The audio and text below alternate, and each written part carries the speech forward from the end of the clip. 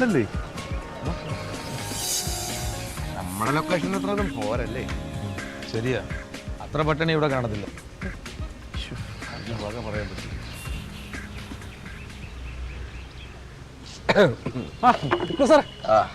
സുഖമാണോ? തീരെ സുഖക്കുറവാണ്. ഒരാഴ്ചയായിട്ട് ചെറിയ പനിയും ജലദോഷമൊക്കെ ഉണ്ടായിരുന്നു. ഇപ്പം മരുന്ന് അയച്ച് സുഖക്കുറവൊക്കെ മാറി. നീ ഇപ്പോഴും അസിസ്റ്റന്റ് ആണേ? അല്ലല്ല, പ്രൊമോഷൻ കിട്ടി, ഇപ്പോൾ അസോസിയേറ്റ് ആയി. എൻ്റെ അസിസ്റ്റന്റ് ആയിരുന്നു 3 വർഷം. ജോലി സാർ ഫ്രീ ആയ? സാറ് ഇപ്പോൾ ബ്രേക്കിലാണ്.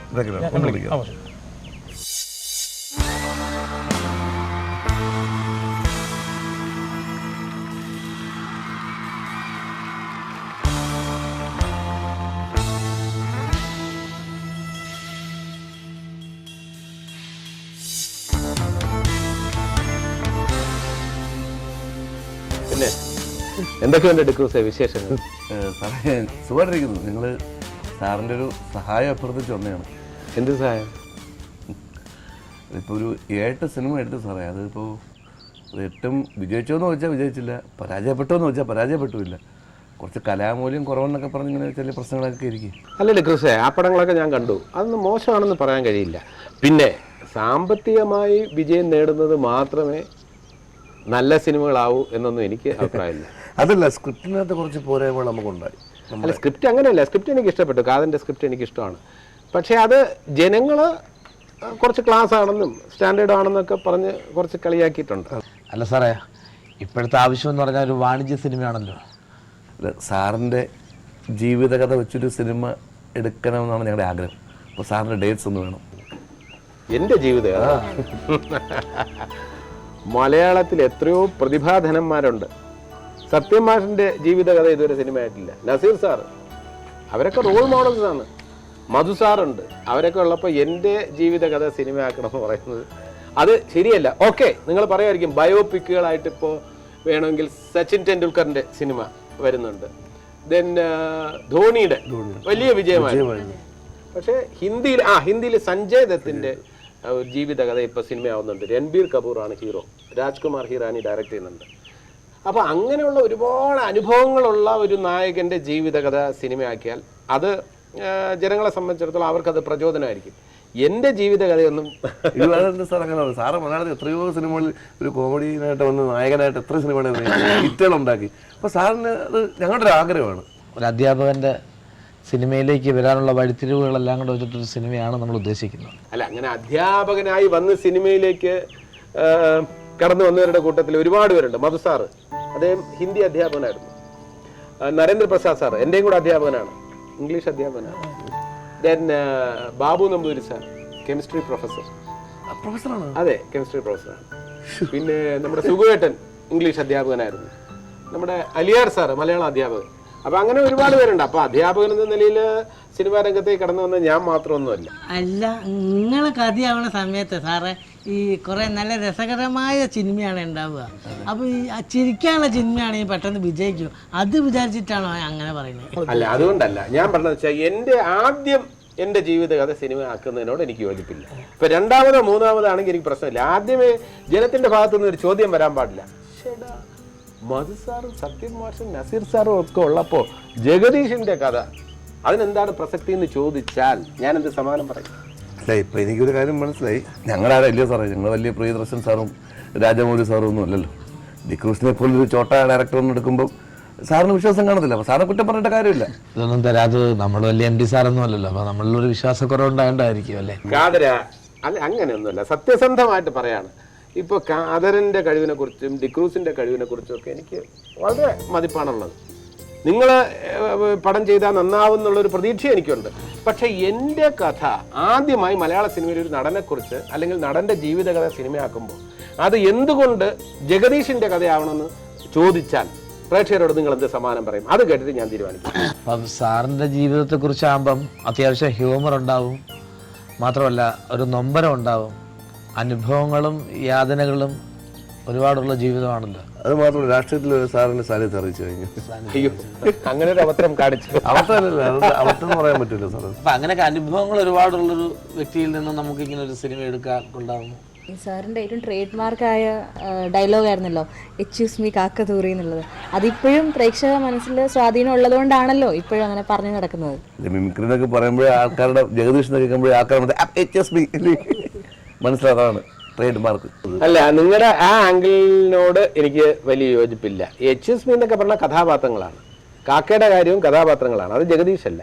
അപ്പോൾ കഥാപാത്രങ്ങളൊക്കെ ഇതിനകത്ത് വരുമായിരിക്കും. പിന്നെ വേറൊരു കാര്യം വേണമെങ്കിൽ ഞാൻ ആലോചിക്കാം. കാരണം ഒരു കാര്യം കാതൻ പറഞ്ഞതിനോട് എനിക്ക് യോജിപ്പാണ്. അതായത് ഞാനൊരു സാധാരണക്കാരനായിട്ടാണ് ജനിച്ചത്.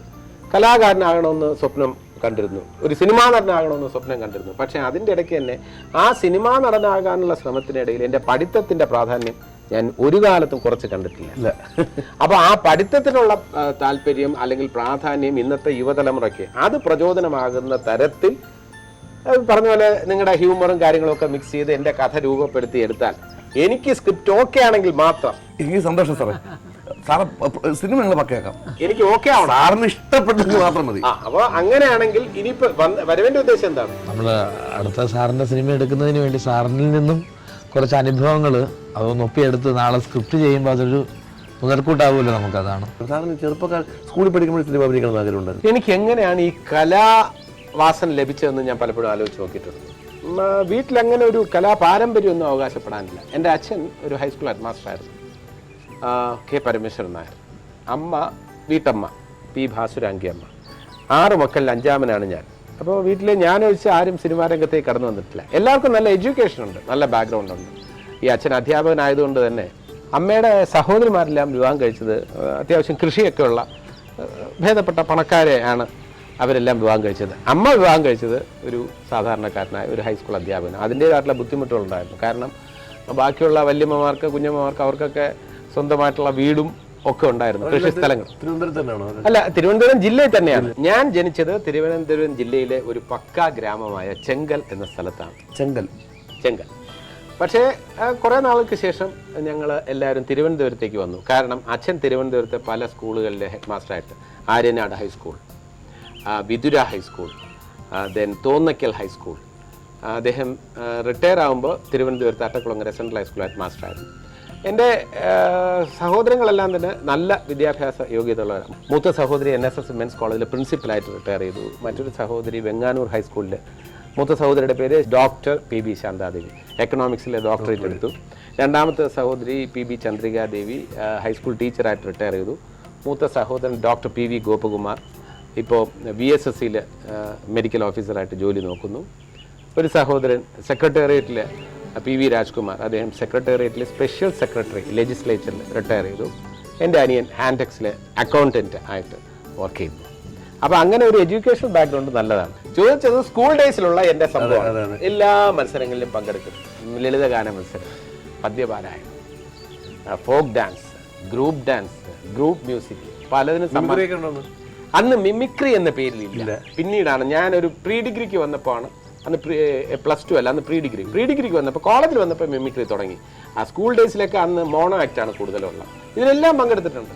കുറേ എണ്ണത്തിന് സമ്മാനം കിട്ടിയിട്ടുണ്ട്. പദ്യപാരായണം എന്ന് പറയുമ്പോൾ ഒക്കെ നമ്മൾ എന്താ പറയുക, കുമാരനാശാൻ്റെ കവിതകളൊക്കെ അന്ന് ദാഹിക്കുന്നു ഭഗിനി കൃപാരസമ്മോഹനം കുളിർ തണ്ണീരിതാശുനി ഓമലേ തരുതെല്ലെന്നു കേട്ടോ രാമനോഹരി അമ്പരന്നോതിരാണ്. സാറേ അപ്പോൾ എല്ലാ പരിപാടിക്കും സാർ ചേരുമല്ലേ? എല്ലാ മത്സരത്തിലും? എന്നെ അന്നത്തെ ഫോക്ക് ഡാൻസ് വരെ എൻ്റെ മനസ്സിലുണ്ട്. ഫോക്ക് ഡാൻസിൽ വന്ന് ഡാൻസ് കളിച്ച ഒരു കാര്യം എന്ന് വെച്ചിരുന്നാൽ, വിനോദങ്ങളിലെന്നും കലരുക നമ്മൾ, വിനോദങ്ങളിലെന്നും കലരുക നമ്മൾ.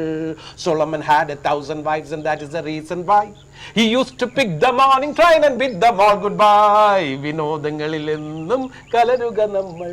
ഈ ഡാൻസ് തന്നെയാണ് സിനിമയിലും കാണിച്ചെന്ന് പിന്നീട് ആൾക്കാർ പറഞ്ഞു. സത്യമാണ്, സാറിന് പഴയ കാര്യങ്ങളൊക്കെ എന്തോ ഒരു ഓർമ്മ.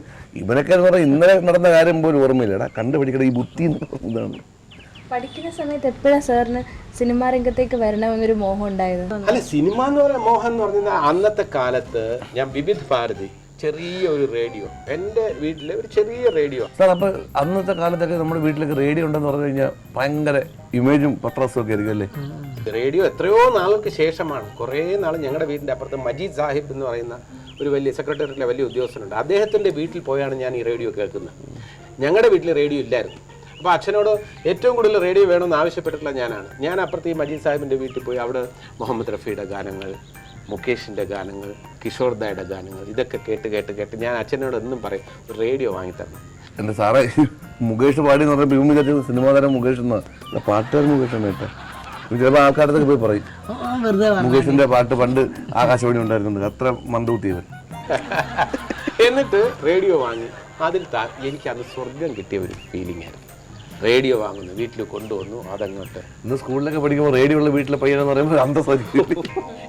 എനിക്ക് അന്തസ്സൊന്നും പറയാൻ പറ്റില്ല, കാരണം എൻ്റെ ക്ലാസ്സിലെ മിക്ക കുട്ടികൾക്കും റേഡിയോ ഉണ്ടായിരുന്നു. ഞാനാണ് അല്പം ലേറ്റ് ആയിട്ട് വാങ്ങിയത്. പക്ഷെ പിന്നെ ഞാൻ വിവിധ ഭാരതി, നമസ്കാർ, ആപ്കി ഫർമായിഷ് ആപ്കി ഗീത് എന്നൊക്കെ പറഞ്ഞിട്ടുള്ള മൻ ചാഹെ ഗീത്. അപ്പോൾ ആ സ്കൂൾ ഡേയ്സ് ഒക്കെ പോയി ഇങ്ങനെ സ്കൂൾ ഡേയ്സിലോട്ട് ആദ്യം ജീവചരിത്രം പോലെ പറയുന്നതിനേക്കാളും നല്ലത് നമുക്ക് നിങ്ങളുടേതായിട്ടുള്ള ഒരു സ്ക്രീൻ പ്ലേയിൽ നിങ്ങൾക്ക് അതുമായിട്ട് കണക്ട് ചെയ്ത് വേറെ സിനിമയുടെ അനുഭവങ്ങളും ചോദിക്കാം കേട്ടോ. ഇല്ലെങ്കിൽ പ്രേക്ഷകരെ സംബന്ധിച്ചിടത്തോളം സ്ക്രിപ്റ്റിൽ ഞാൻ ഈ കുട്ടിയായിട്ട് പാടത്തൂടെ വരുന്നു, സ്കൂളിൽ കലാപരിപാടി അവതരിപ്പിക്കുന്നു, അതിങ്ങനെ അത് തന്നെ ഒരു സിനിമയ്ക്കുള്ള സംഭവങ്ങളുണ്ട്. അപ്പൊ അത് പറ്റില്ല. സാറിന് സ്കൂളിൽ പഠിക്കുന്ന സമയത്താണ് പ്രിയദർശൻ സാർക്ക് സാറിനോട് പഠിച്ചാണോ? അതെ അതെ, അതായത് പ്രിയദർശൻ എൻ്റെ കൂടെ ഉണ്ടായിരുന്നു, MG ശ്രീകുമാർ, മോഹൻലാൽ ജൂനിയർ ആയിരുന്നു, എൻ്റെ ജൂനിയറാണ്, മോഹൻലാൽ ജൂനിയറാണ്. മോഡൽ സ്കൂൾ, തിരുവനന്തപുരം മോഡൽ സ്കൂളിലായിരുന്നു എൻ്റെ സ്കൂൾ വിദ്യാഭ്യാസം. അന്ന് അവിടെ ഉണ്ടായിരുന്നവരുടെ ലിസ്റ്റ് ഞാൻ പറയാം: മോഹൻലാൽ, പ്രിയദർശൻ, MG ശ്രീകുമാർ, ഞങ്ങളുടെ സീനിയേഴ്സായിട്ട് ജഗദീഷ് ശ്രീകുമാർ, വേണു നാഗവള്ളിച്ചേട്ടൻ, പിന്നെ സെയിം പീരീഡിൽ തന്നെ മണിയമ്പിള്ള രാജു ഉണ്ടായിരുന്നു. അങ്ങനെ മോഡൽ സ്കൂൾ എന്ന് പറയുന്നത് ഒരു വലിയ എന്താ പറയാ, ഒരു സാറിൻ്റെയൊക്കെ ഒരു ഭാഗ്യല്ലേ. നിങ്ങളെ കൂടെ പഠിച്ചത് മോഹൻലാൽ, മണിയമ്പിള്ള രാജു, വലിയ വലിയ നടന്മാർ. നമ്മളെ കൂടെ പഠിച്ചോലെ കേൾക്കണം. സുമേഷ്, സബീഷ്, കുട്ടപ്പൻ, തങ്കപ്പൻ, 2-3 ആൾക്കാർ ഇപ്പൊ ജയിലില്ല. എല്ലാ സിനിമകളും അങ്ങനെയല്ല, അതില് അന്നേ കലാവാസനയുള്ള ആൾക്കാർ തന്നെയാണ്. അന്നേ നന്നായിട്ട് പാടുന്ന ആളാണ് ശ്രീ വേണുനാഗവള്ളി. അദ്ദേഹം അന്നേ നന്നായിട്ട് വേണുനാഗവള്ളി സാർ പാട്ട് പാടും, നല്ല അസലായിട്ട് പാടും. സിനിമയിലൊക്കെ പാടിയിട്ടുണ്ടോ? സിനിമയില് പാടിയിട്ടില്ല, പക്ഷെ അദ്ദേഹം ഗാനമേളകളിൽ പാടിയിട്ടുണ്ട്, പിന്നെ കോളേജിന്റെ വേദികളിൽ പാടിയിട്ടുണ്ട്. പിന്നെ വേറൊരു കാര്യം കൂടെ പറയാം, നിങ്ങൾക്ക് സ്ക്രിപ്റ്റിൽ ചേർക്കാൻ പറ്റിയ നല്ലൊരു വിഷയം. അതായത് സുഗമോ ദേവി എന്ന് പറയുന്ന ചിത്രം അദ്ദേഹത്തിൻ്റെ ഏറ്റവും അടുത്ത സുഹൃത്തായ സൈമൺ മാത്യുവിൻ്റെ റോളാണ് മോഹൻലാൽ ചെയ്തിരിക്കുന്നത്. സൈമൺ മാത്യു പാടിയ പാട്ട് ഇന്നും എൻ്റെ മനസ്സിലുണ്ട്. കാരണം ഇത്രയും സീനിയറായിട്ടുള്ള ഒരാൾ, അന്ന് ഞാൻ 5ാം ക്ലാസ്സിൽ പഠിക്കുമ്പോൾ 10ാം ക്ലാസ്സിലോ മറ്റോ പഠിക്കുന്ന വേണുനാഗവള്ളി സൈമൺ മാത്യു ടീമിൻ്റെ, അതിൽ സൈമൺ മാത്യു പാടിയൊരു പാട്ടുണ്ട്: സുന്ദരി മധുരിമമായുകയില്ലേ സുന്ദരി ലവ് ലവ് ലയ്യാ മുझे ലവ് ലവ് ലയ്യാ. അത് ആ സൈമൺ മാത്യു എന്ത് മനോഹരമായി പാടി. ആ സൈമൺ മാത്യു ഒരു ആക്സിഡൻറ്റിൽ മരിക്കുന്നു. ഫ്രണ്ടിലൊരു കാളവണ്ടി പോയി, രാത്രിയായിരുന്നു, കാളവണ്ടിയുടെ ബാക്കിൽ അത് ഒന്നും റെഡ് സിഗ്നലൊന്നും ഇല്ലായിരുന്നു, ഇടിച്ചു മരിച്ചു. അതാണ് സുഗമോ ദേവിയിലെ സൈമൺ എന്ന് പറയുന്ന ക്യാരക്ടറാണ് മോഹൻലാൽ അവതരിപ്പിച്ചിരിക്കുന്നത്. ഇത്രയും മലയാള സിനിമേൻ്റെ മഹാരഥന്മാരെല്ലാവരും കൂടെ ഒരു സ്കൂളിൽ പഠിക്കുമ്പോൾ എപ്പോഴെങ്കിലും നിങ്ങൾ സ്കൂൾ വരാന്തയിൽ വെച്ചോ അല്ലെങ്കിൽ ഗ്രൗണ്ടിൻ്റെ അടുത്ത് വെച്ചോ ഇങ്ങനെ പാസ് ചെയ്ത് പോകുമ്പോൾ നാളെ മലയാള സിനിമയിൽ വലിയ ആൾക്കാരാകുമെന്ന് എപ്പോഴെങ്കിലും പരസ്പരം തിരിച്ചറിഞ്ഞിട്ടുണ്ടോ? ഇല്ല, അങ്ങനെ ആരും കരുതിയിരുന്നില്ല. ഈ കലാരംഗത്ത് എന്തെങ്കിലും എല്ലാവർക്കും ഉയർച്ച ഉണ്ടാവുന്ന പ്രതീക്ഷ ഉണ്ടായിരുന്നു. ആകാശവാണിയിൽ ഞങ്ങൾ ഒരേ സമയത്ത് പരിപാടികൾ അവതരിപ്പിച്ചിട്ടുണ്ട്. പിന്നെ എൻ്റെ കൂടെ അന്ന് വഴുതക്കാട് ബാബു, ഡോക്ടർ തോമസ് മാത്യു, ഇന്ന് ഡോക്ടറാണ്, മെഡിക്കൽ കോളേജ് പ്രിൻസിപ്പലാണ്, തോമസ് മാത്യു, സാം മോഹൻ, ശ്രീലത, സ്കൂൾ ഓഫ് ഡ്രാമയിൽ നിന്ന് പോയിട്ട് ഇന്ന് വിദേശ രാജ്യങ്ങളിൽ വരെ നാടകം അവതരിപ്പിച്ചുകൊണ്ടിരിക്കുന്ന ശ്രീലത. അങ്ങനെ ഒരു ടീം ഞങ്ങൾ ആകാശവാണിയിൽ ഇതളുകൾ എന്ന പരിപാടി, ഇതളുകൾ എന്ന് പറഞ്ഞാൽ ലൈറ്റ് വെറൈറ്റി പ്രോഗ്രാം, കുറച്ച് ഇംപ്രവൈസ് ചെയ്യുക, ഏതെങ്കിലും ഒരു പ്രമേയം വെച്ച് എല്ലാവരും ഡിസ്കസ് ചെയ്യുന്ന നല്ല നല്ല സോഷ്യൽ ക്രിറ്റിസിസം ഒക്കെ ഉള്ള പ്രോഗ്രാമാണ്. അത് അതേ സമയത്ത് പ്രിയദർശൻ, മോഹൻലാൽ ടീം അവതരിപ്പിച്ചു. അവരും ഈ ഇത് ആകാശവാണി പരിപാടി അവതരിപ്പിച്ചിട്ടുണ്ടോ? അപ്പൊ ആകാശവാണിയിൽ വെച്ച് ഞങ്ങൾ കണ്ടിട്ടുണ്ട് അങ്ങോട്ടും ഇങ്ങോട്ടും. അന്നൊക്കെ റേഡിയോയിൽ പ്രോഗ്രാം അവതരിപ്പിക്കുന്ന ഇന്നത്തെ കാലത്ത് നമ്മൾ TV സ്റ്റാർ എന്നൊക്കെ പറയുന്നത് മിനി സ്ക്രീൻ താരം, അതുപോലൊക്കെയുള്ള പേര്, അത്രത്തോളം നമുക്ക് പബ്ലിസിറ്റി ആവുമല്ലേ? തീർച്ചയായിട്ടും അന്ന് ആകാശവാണിയിൽ പ്രോഗ്രാം അവതരിപ്പിക്കുക എന്ന് പറഞ്ഞാൽ ഒരു വലിയ ക്രെഡിറ്റ് ആണ്. അതിന്റെ പേര് അനൗൺസ് ചെയ്ത് ഞാൻ ഈ മ്യൂസിയത്തിൽ വലിയൊരു റേഡിയോ ഉണ്ട്, ഇപ്പോഴും ഉണ്ട്. അന്ന് ഞങ്ങൾ ഈ പരിപാടി കേൾക്കാനായിട്ട് അവിടെ ചെന്നിരിക്കും. ഈ ഇതളുകളുടെ സമയം ഞായറാഴ്ച രാത്രി 7:35 ആകാശവാണി യുവവാണി ഇതളുകൾ തയ്യാറാക്കി അവതരിപ്പിക്കുന്നത് PV ജഗദീഷ് കുമാറും സംഘവും എന്ന് പറയുമ്പം ഞങ്ങളെല്ലാവരും കൂടെ ഇരുന്ന് അഭിമാനം ഞങ്ങളിരുന്ന് കേൾക്കും. അതേപോലെ പ്രിയദർശനും സംഘവും അവതരിപ്പിക്കുന്നു. അത് ആ അനൗൺസ്മെൻ്റൊക്കെ ഞങ്ങൾക്ക് വലിയ ത്രില്ലാണ്. ഇപ്പോൾ റേഡിയോയിൽ ഞാൻ വളരെ ആക്റ്റീവായിരുന്നു, ബിസി ആയിരുന്നു. അതേപോലെ തന്നെ മലയാള സിനിമയിലെ ആദ്യത്തെ സീരിയലിൽ അഭിനയിച്ച ആളാണ് ഞാൻ. കൈരളി വിലാസം ലോഞ്ച് എന്ന നെടുമുടി വേണു സംവിധാനം ചെയ്ത മലയാളത്തിലെ ആദ്യത്തെ സീരിയൽ, അതിൽ അഭിനയിക്കാൻ ഭാഗ്യം ലഭിച്ച ഒരു കലാകാരനാണ് ഞാൻ. നല്ല സീരിയലാണ്. അപ്പോൾ ഈ സീരിയൽ എന്ന് പറയുന്നത് എന്നെ സംബന്ധിച്ചിടത്തോളം ഒരിക്കലും ഒരു കുറവായിട്ട് ഞാൻ കണ്ടിട്ടില്ല. സീരിയൽ, സിനിമ എല്ലാത്തിലും അഭിനയം ഒന്ന് തന്നെയാണെന്നാണ് എൻ്റെ പക്ഷം.